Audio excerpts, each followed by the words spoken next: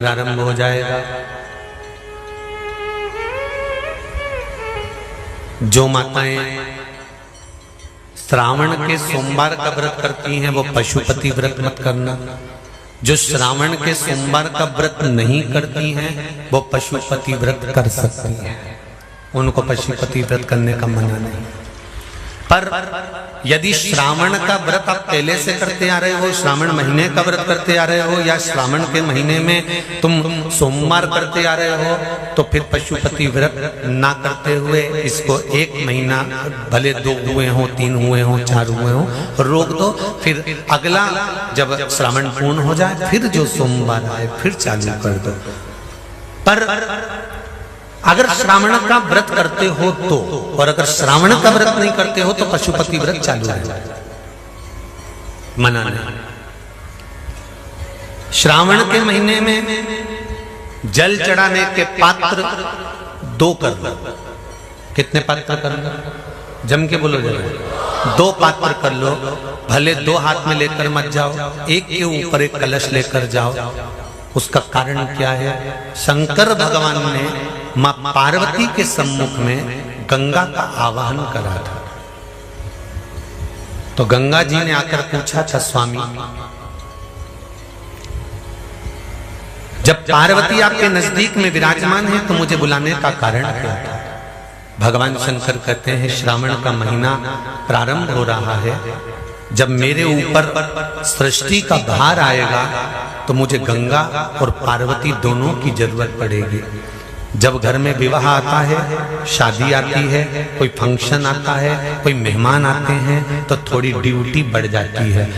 रोज 8 बजे उठते हो, पर शादी रहती है तो कितनी बजे उठना पड़ता है? सुबह 6 बजे 7। यहाँ पर भी आप रोज अपने घर पर उठते होगे 8 बजे तक, 7 बजे तक, पर यहाँ तो तुम जब सो रहे होगे तो सवेरे कब हो जाती है और रात कब हो जाती है तुम्हें नहीं मालूम पड़ता होगा कि कब रात हो गई कब सुबह हो गई।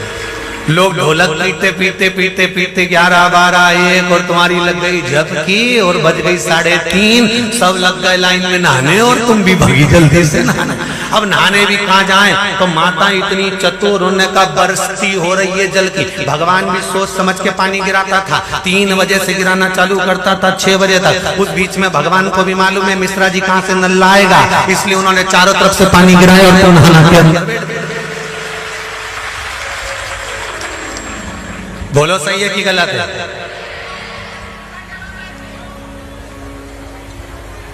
सब बाहर निकली धीरे से, इतनी चतुर, राम जी गजब की चतुर लोग आया है, गजब।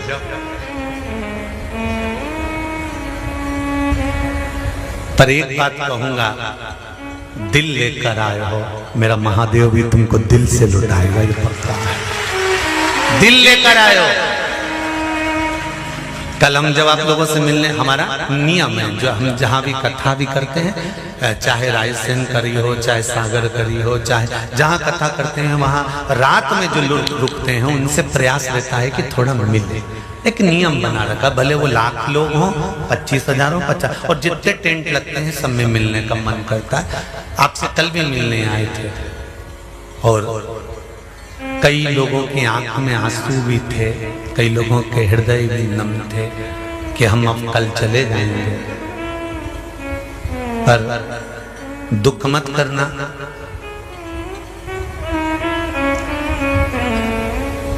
दूसरा कोई स्थान हो वहां से जाओ तो वापिस आने की गारंटी है कि नहीं है, पर यहाँ तो सील और ठप्पे लगाकर भेजता है कि वापिस बुला लाएगा।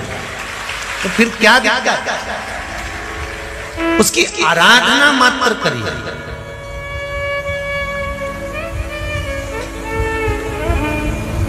खूब धनपति भी बैठे हैं, खूब, आप लोगों में कोई कमी नहीं है। किसी की यहाँ जमीन है तो किसी की गाड़ी है, तो किसी का बंगला है, किसी की सत्ता है, किसी का आनंद है, बहुत बैठे हैं। पर आप लोगों ने 7 दिन जो कथा, एक ये पटिया लगा हुआ है, तख्ता लगा हुआ है, और उस पर आराम से सोकर 7 दिन कथा का रस स्वादन जो करा है वो जिंदगी भर नहीं भूल पाओगे।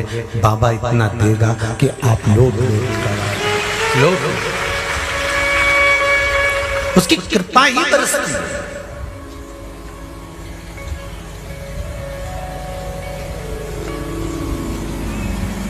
उसकी कृपा बिना कुछ नहीं।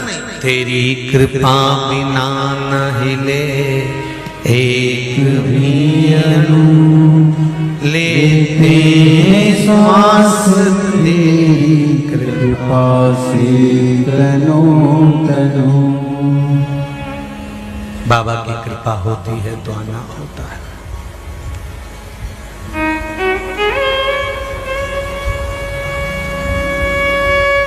कोई नेपाल से, कोई झारखंड से, कोई उत्तराखंड से, कोई चेन्नई से, ना जाने कहां कहां से पधारे, कोलकाता से। शिव की कृपा है। क्या क्या चीज काटती है? जम के बोलो जरा। कलम, कटार और जुबान, ये काटती बहुत है। कलम भी कब क्या काट दे। कलम अपनी कलम से लिखते लिखते कब किसके दिल को दुखा दे या किसके दिल को प्रसन्न कर दे, ये कलम भी काटने का काम कर देती है और कटार भी काटने का काम कर देती है और जुबान भी काटने का काम कर देती है। इसलिए शिव पुराण कहती है, अगर भगवान ने आपको कलम चलाने की कला दी है ना, मेरे देव अधिदेव महादेव ने आपके बुद्धि विवेक दिया है, मेरे देव अधिदेव महादेव ने आपको अगर आशीर्वाद दिया है और आपके हाथ में कलम पकड़ाई है ना, तो प्रयास करना इस कलम से किसी की बुराई ना लिखी जाए, इस कलम से अच्छाई ही लिखी जाए। काटे ना कलम।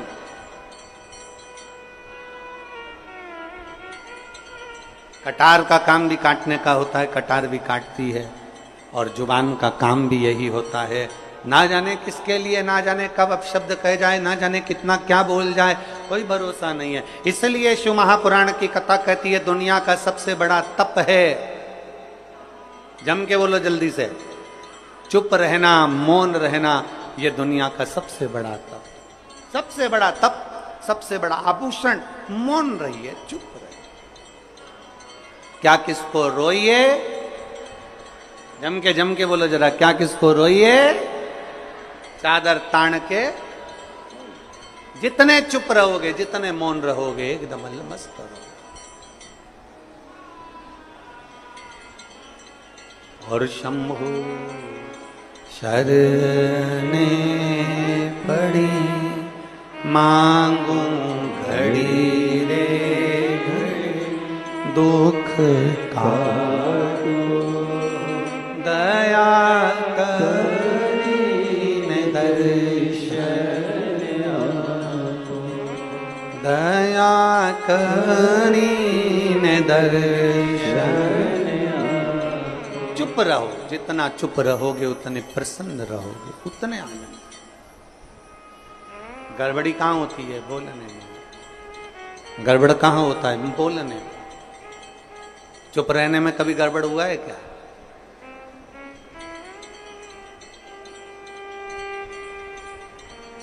बोलते ही नहीं।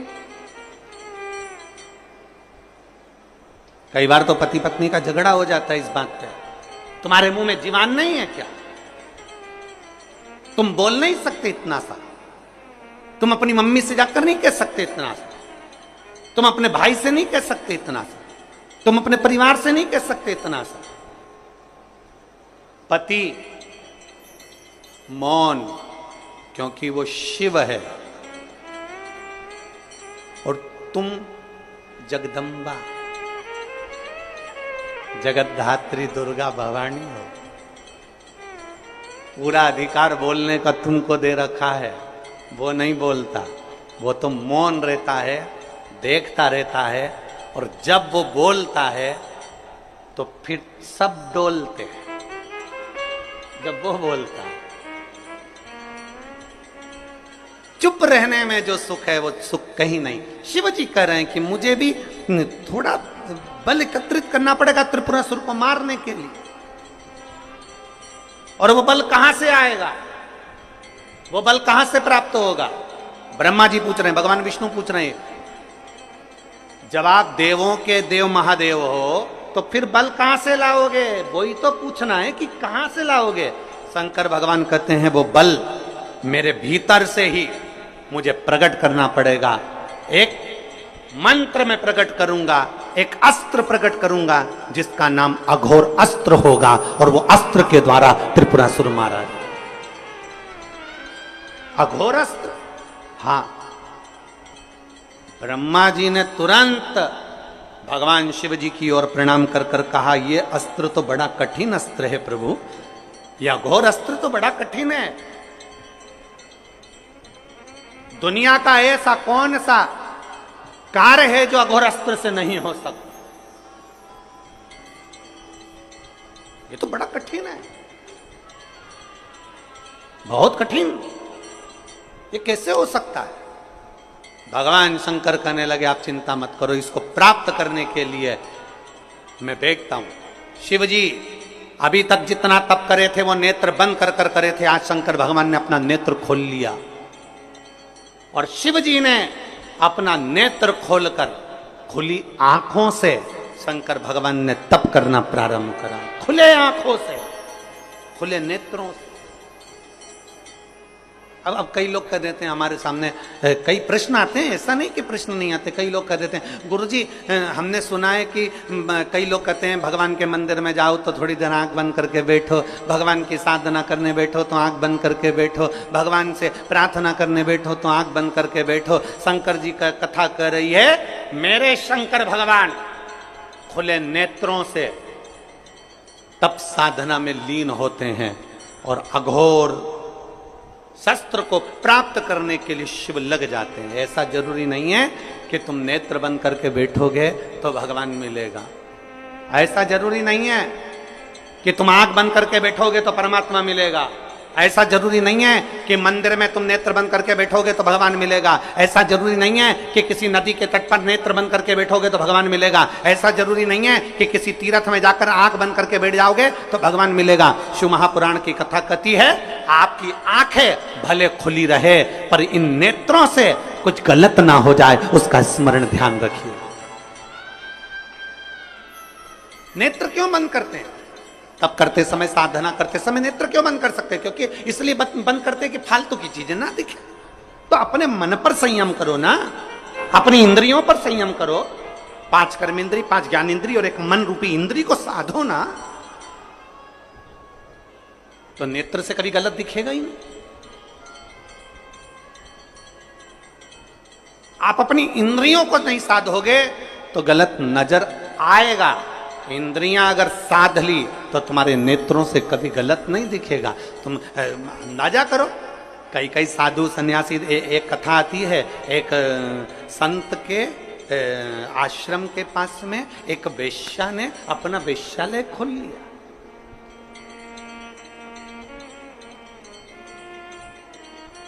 संत के आश्रम के पास एक वेश्या ने वेश्यालय खोला। अब वैश्या के यहाँ सब लोग जाने लगे, बहुत सारे लोग उसका नृत्य देखने के लिए, उसको देखने के लिए। बड़ी सुंदर भी थी, बड़े आनंद से जो आता था उसका सम्मान भी करती थी, बहुत आदर करती थी।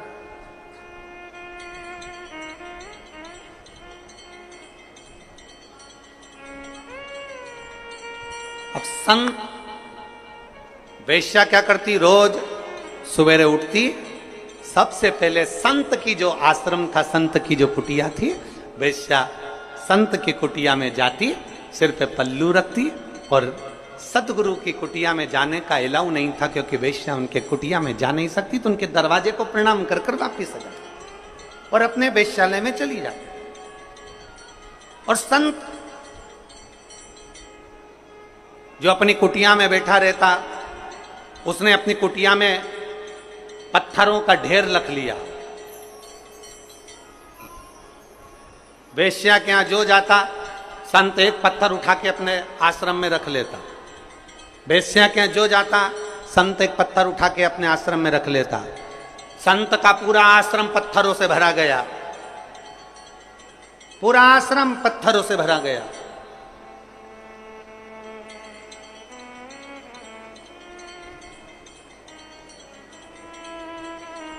आखिरी में, अंत में संत के भी प्राण छूटे और वेश्या के भी प्राण छूटे, दोनों ऊपर गए। चित्रगुप्त महाराज ने इनकी लेखनी देखी, इनकी डायरी देखी, इनकी फाइल देखी, फाइल देखकर कह दिया, वेश्या जाओ, तुम बैकुंठ के रास्ते पर जाओ। और संत को देखकर कह दिया कि तुम नरक का द्वार पकड़ो। संत कहने लगे, मैं साधु, मैं सन्यासी, मैं तपस्वी, मैं साधक, मैं उपासक, मैं इतना बड़ा संत, और तुम मुझे नरक भेज रहा? मैं इतना बड़ा साधना करने वाला, मैं मस्तक पर कहीं चंदन लगा लेता, कहीं जटा जूड़ बांध लेता, कहीं दाढ़ी बढ़ा लेता, कहीं ये कर लेता, कहीं वो कर लेता, मैंने इतना सारा वस्त्र बदल कर रखा, तो तुम मुझे नरक भेज रहे हो? मैंने गले में माला पहन कर रखी, तो तुम मुझे नरक भेज रहे हो? मैंने इतनी साधना करी, तो तुम मुझे नरक में भेज रहे हो? चित्रगुप्त महाराज ने कहा, यह वेश्या तुम्हें संत समझ के तुम्हें प्रणाम कर कर आती थी, तब अपना वेश्यालय में कार्य करती थी, और संत तुझे भगवान ने ये दृष्टि दी थी एकाग्र करने के लिए, शिव में लगाने के लिए, पर तू वेश्या के घर में जितने पुरुष जाते थे तो उतना पत्थर इकट्ठा कर लेता था कि गजब की वेश्या है, 3 लोग आ गए, 4 लोग आ गए, 5 लोग आ गए, 6 लोग आ गए, तो दिन भर बैठकर केवल पुरुष गिनता था वेश्या के घर के।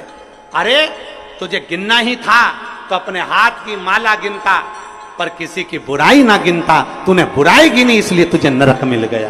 तूने बुराई गिनी है। हमें ये शरीर काहे के लिए मिला? अच्छाई देखने के लिए। हमारे यहाँ लोग कहते हैं, महाराज जी हमारे एक महाराज जी हैं, वो कहते थे कि आंख बंद करके तप करो, आंख बंद करके भजन करो, आंख बंद करके साधना करो। शिव महापुराण की कथा कथी है, त्रिपुरासुर असुर को मारने के लिए शंकर भगवान ने नेत्र बंद नहीं करा, नेत्र खोला है। खुली आंखों से मेरे शंकर भगवान ने तप साधना करी है, और भगवान ने प्रेरणा शंकर भगवान ने अपने शिव भक्तों को दी है कि तुम्हें आंख बंद करने की जरूरत नहीं है, केवल अपनी इंद्रियों को साध लेना और अपने नेत्रों से गलत चीज ना देखते हुए अच्छा देखना, मैं मिल जाऊंगा तुमको, मैं तुम्हें प्राप्त हो जाऊंगा। नेत्र बंद करने की जरूरत किसको है? नेत्र बंद करके साधना करने की जरूरत उसको है जिसकी इंद्रियां काम नहीं कर रही, जिसकी इंद्रियां शिथिल हो गई। कभी मन यहाँ भटकता है, कभी वहां भटकता है, कभी इसकी बुराई देखते हो, कभी उसकी बुराई देखते हो, कभी इसमें बुराई देखते हो, कभी उसमें बुराई देखते हो। दिन भर 24 घंटे बैठकर तुम एक दूसरे की बुराई देखने में लगे रहते हो, हाथ में माला पकड़ते हो, मुख में राम नाम लेते हो, पर नेत्रों से गलत देखते रहते हो, 24 घंटे बुराई देखते हो, तो तुम्हारी तप साधना का तुम्हें फल नहीं मिलेगा। भगवान शिव की कथा कहती है, नेत्र खुले भले रखो पर अपनी इंद्रियों को साध कर रखो, नेत्र खुले भले रखो पर अपनी इंद्रियों को पकड़ कर रखो, नेत्र खुले भले रखो पर इन नेत्रों से गलत चीज ना देखी जाए, जिसमें देखना अच्छाई देखना। भाई कोई अगर आधा गिलास पानी लेकर आया है ना, तो वो आधा गिलास पानी अगर लाया है तो खाली गिलास मत देखो, उसका दिल देखो, कम से कम तेरे लिए आधा भरकर तो लाया है, उसका भरा हुआ गिलास देखिए, आपको सुख का अनुभव होगा। एक चरित्र आता है, एक व्यक्ति निकल रहा था, कोयल की आवाज सुनी, सुनकर कहा कोयल कितना मीठा बोलती है, पर काली ना होती तो कितना अच्छा होता। आगे गया, गुलाब का फूल देखा, गुलाब का फूल कितना सुंदर है, कांटे नहीं होते तो कितना अच्छा होता। और आगे गया, समुद्र देखा, समुद्र कितना विशाल है, जल कितना अच्छा है, पर खारा नहीं होता तो कितना अच्छा होता। कोयल, गुलाब का फूल और समुद्र, तीनों ने मिलकर कहा, रे मनुष्य, तुझ में दूसरे की बुराई देखने की आदत नहीं होती तो तू कितना अच्छा होता, तूने जिंदगी भर केवल बुराई देखी। कोयल में बुराई देखी, मीठा बोल रही है वो नहीं देखा, कोयल काली दिख गई। गुलाब का फूल सुंदर है वो नहीं दिखा, कांटे दिख गए। समुद्र अच्छा है वो नहीं दिखा, पर समुद्र का जल खारा दिख गया। हमने जिंदगी भर केवल बुराइयां ढूंढी है, केवल बुराइयां, कभी इसमें ढूंढते, कभी उसमें ढूंढते, कभी उसमें ढूंढते। जरा अपने अंदर झांक कर देखो कि हमारे भीतर कितनी बुराई भरी होगी। हम एक उंगली किसी पर उठाते हैं तो ये 3 उंगली हमारी ओर जाती है, कि तुम अपने अंदर झांक कर देखो, उसमें एक गलती है, तुम में 3 गलतियां भरी पड़ी है। वो गलती हमारे भीतर की, हमें झांकना।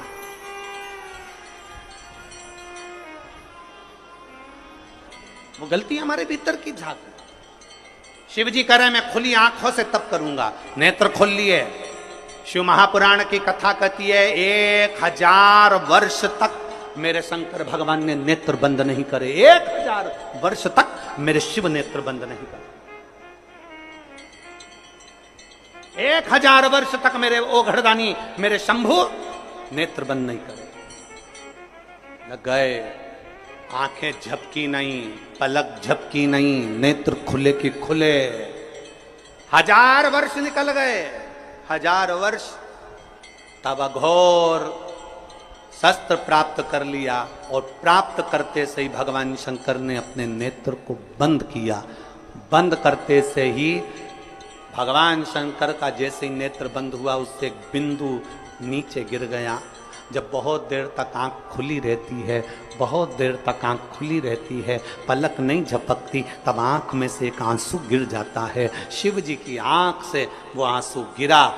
जो तप करा था, जो साधना करी थी, जो अघोर अस्त्र पाने के लिए सारी तप साधना करी थी, जिस अस्त्र के बल पर संपूर्ण ब्रह्मांड की रक्षा करी है, उस तप साधना के बल पर भगवान ने जैसे ही नेत्र बंद करा, बंद करते से शिव जी की आंख से एक आंसू गिर गया। और जैसे ही वो आंसू गिरा, उससे एक वृक्ष उत्पन्न हो गया, जिसका नाम रुद्राक्ष का वृक्ष हुआ। जो रुद्राक्ष हुआ। अब जरा ध्यान देना, रुद्राक्ष ऐसे ही नहीं उत्पन्न हो गया। हजारों वर्ष तक मेरे ओघड़दानी ने तप साधना करी, और जब नेत्र बंद करे तब आंसू गिरा, और उस आंसू से रुद्राक्ष पैदा हुआ है। उस अश्रु से, शिव के उन अश्रु से रुद्राक्ष उत्पन्न हुआ। इतने तप साधना का बल एक रुद्राक्ष में होता है, इतना तप साधना का बल एक रुद्राक्ष में होता है कि अघोर अस्त्र के बराबर, अघोर मंत्र के बराबर शिव का एक रुद्राक्ष होता है, अगर वो श्रेष्ठता से धारण किया। इसलिए सोमवार से ये वही जिस समय पर त्रिपुरासुर का वध करा था भगवान शंकर ने, और जिस रुद्राक्ष को भगवान ने प्रकट करा था, सोमवार से सोमवार तक की सावन के महीना था जब मेरे देव अधिदेव महादेव ने इस रुद्राक्ष को प्रकट किया था। आप सभी को रुद्राक्ष के प्रागट्य की भी बहुत बहुत बधाई, बहुत बहुत। रुद्राक्ष के प्रागट्य की एक कथा नहीं है, रुद्राक्ष के प्रागट्य की कई कथा है। रुद्राक्ष के जन्म की एक कथा नहीं, रुद्राक्ष के जन्म की अनेक कथा। पर भाग्यशाली हो आप जो 72 साल बाद ये जो सावन का महीना आया है, सोमवार से सोमवार तक का, कहते हैं इस सावन में जो सोमवार से सोमवार तक का सावन रहता है, सोमवार से शुरू सोमवार से विराम, अगर आपके घर में रुद्राक्ष है, आप रुद्राक्ष धारण करते हो या रुद्राक्ष अपने घर में रखते हो, तो उस रुद्राक्ष को छोटी सी कटोरी में रखकर या एक पात्र में रखकर 7 बार किसी भी अमावस पर, सावन में जो अमावस्या पड़ती है, ये सोमवार से सोमवार वाली सावन, इसके बाद वाले सावन का वर्णन नहीं कर रहा, हम इस सावन की बात कर रहे हैं। या तो अमावस, पूर्णिमा, त्रयोदशी, चतुर्दशी या प्रदोष, शिवरात्रि, अष्टमी, ये ऐसी तिथियां हैं जो सोमवार से सोमवार तक का जो सावन होता है, सावन में कटोरी में रखकर, प्लेट में रखकर, थाली में रखकर 7 बार अपने घर में अगर रुद्राक्ष तो उसको बलवान बनाने के लिए इसी सावन के महीने में 7 बार तो जल, 5 बार दूध गौ माता का, और 2 बार गाय का घी उस रुद्राक्ष पर लेपित करना चाहिए। और फिर उस रुद्राक्ष को धूप बत्ती हो या घर में गूगल की धूप हो, वो धूप बत्ती से उस रुद्राक्ष को सिद्ध कर लेना चाहिए। कुछ नहीं आता ना, शिव का नाम लो, श्री शिवाय नमस्तुभ्यम बोलो, और उस रुद्राक्ष का स्पर्श कर कर अपने गले में धारण करते हो तो गले में, पूजन में रखते हो तो पूजन में, या किसी कार्य सिद्धि के लिए रखते हो तो कार्य सिद्धि के लिए। अगर ये सोमवार से चालू होने वाले सावन को, सोमवार से विराम होने वाले सावन में अगर हम सिद्ध कर लेते हैं तो वो रुद्राक्ष हमारे जीवन का सबसे श्रेष्ठ रुद्राक्ष हो जाता है, सर्वश्रेष्ठ। अभी हमारे सीहोर में कुबेरेश्वर धाम पर ये जो सावन का महीना आया है, इस सावन में हमारे यहाँ कुबेरेश्वर धाम पे वैसे तो जो महाशिवरात्रि आती है, जिस समय रुद्राक्ष उत्सव होता है, उस समय पर रुद्राक्ष को सिद्ध कर लिया जाता है। पर जो सावन ये आया है, इस सावन में हमारे यहाँ प्रतिदिन बाबा के रुद्राक्ष को सिद्ध करते। प्रतिदिन नियम है रुद्राक्ष पर जल चढ़ाना, दूध चढ़ाना, घृत लगाना और बाबा के उस रुद्राक्ष, क्योंकि इतने भक्त आते हैं उनके लिए वो रुद्राक्ष सिद्ध होना चाहिए।